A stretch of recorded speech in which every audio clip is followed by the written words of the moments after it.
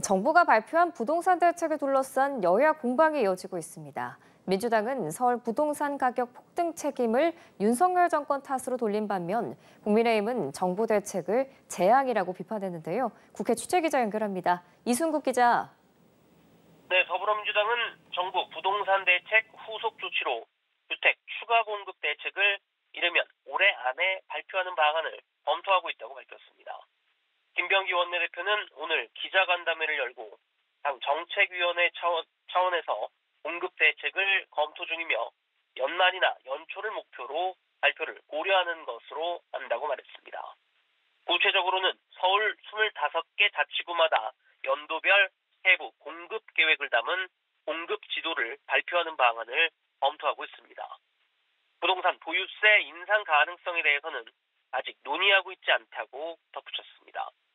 전현희 수석최고위원은 서울 지역 부동산 가격 폭등 현상은 윤석열 정권 부동산 정책에서 기인했다고 지적했습니다.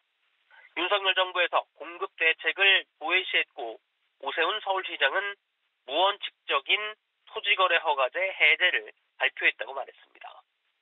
반면 국민의힘은 정부가 발표한 부동산 대책을 사실상 국민을 투기꾼으로 낙인 찍은 거래 통제 정책이라고 맹공을 폈습니다. 최보윤 수석 대변인은 논평을 통해 대출문은 닫히고 실수요자는 절벽 끝에 내몰렸다며 대책이 아니라 대안이라고 강하게 비판했는데요. 특히 민주당 김병기 원내대표와 대통령실 고위공직자 30명 중 20명이 규제 대상인 토지거래 허가구역 내 주택을 보유하고 있다는 점을 지적하기도 했습니다. 네, 그런가 하면 국민의힘 장동혁 대표의 윤석열 전 대통령 면회를 두고 후폭풍이 일고 있다고요? 네, 장동혁 대표가 어제 자신의 SNS를 통해 하루 전 윤석열 전 대통령 면회를 다녀왔다는 사실을 공개했는데요. 국민의힘 내에서도 비판 목소리가 잇따르고 있습니다. 당내 소장파로 분류되는 김재섭 의원은 국민의힘 의원 SNS 단체방에 당 대표로서 무책임하고 부적절한 처사였다고 생각한다며 당대표를 향해 해명하라는 취지의 글을 올렸습니다. 정성국 의원도 자신의 SNS에 당대표가 국민의힘을 나락으로 빠뜨리는 데 대해 책임져야 한다고 비판했습니다.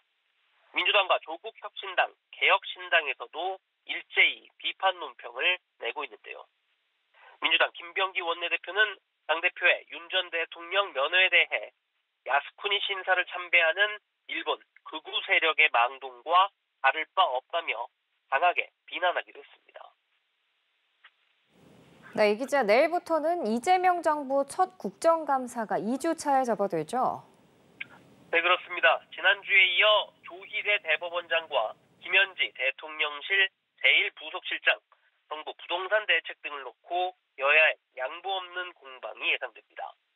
먼저 법사위는 내일 서울중앙지법, 23일에는 서울중앙지검 등을 대상으로 감사에 나서는데요. 조 대법원장의 대선 개입 의혹과 윤 전 대통령 내란 혐의 재판장인 지규현 부장판사 문제, 그리고 민주당이 내일 발표할 것으로 예상되는 사법개혁안 등이 쟁점이 될 것으로 보입니다. 국민의힘은 내일 농림축산식품해양수산위원회 산림청 국감에서 김현지 실장의 산림청장 인사개입 의혹을 집중적으로 거론할 전망입니다. 내일 있을 정무위원회의 금융위원회 국감과 23일 국토교통위원회의 한국부동산원 국감에서는 정부가 지난주 발표한 부동산 대책을 놓고 여야가 격돌할 것으로 보입니다.